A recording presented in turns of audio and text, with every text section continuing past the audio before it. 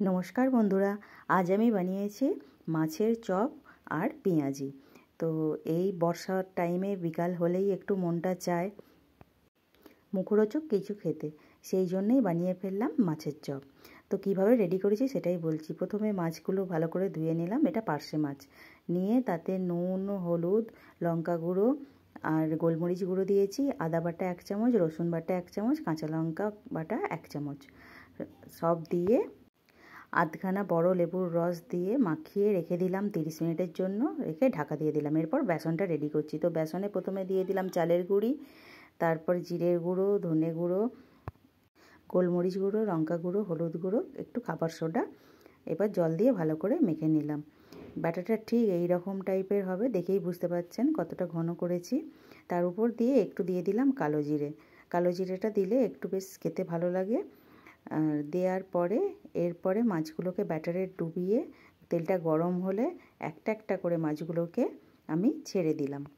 Medium ফ্লেমে মাছগুলোকে হতে দেব। মাছগুলো যখন একটা পিঠ ভালো করে হয়ে যাবে তখন আবার উল্টো দিকটা ভেজে নেব ভালোভাবে। ঠিক এই রকম কালারটা আসবে, এলে আমরা তুলে নেব মাছগুলিকে। এরপরে আমি রেডি করলাম পেঁয়াজ।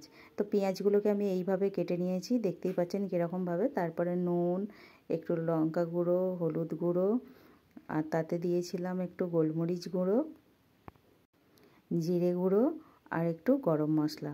সব দিয়ে মশলাটাকে ভালো করে ম্যারিনেট করে রেখে দিয়েছিলাম পেঁয়াজগুলোকে। এরপর তেলটা গরম হতে দেব। তেল মোটামুটি গরম হয়ে যাবে, তারপরেই আমি একটা একটা করে এই পেঁয়াজিগুলোকে বেসনে ডুবিয়ে দিয়ে দেব।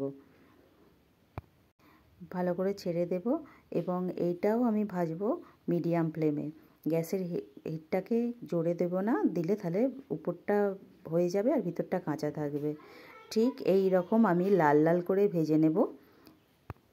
লাল লাল করে ভেজে আমি তুলে নেব। আবারও একটু দিয়ে দিলাম, দিয়ে তুলে নিলাম। এরপরে আপনারা দেখে নিন কীরকম কতটা সুন্দর ভাজা হয়েছে। গরম গরম সার্ভ করুন, বর্ষার সন্ধে ঠিক জমে যাবে।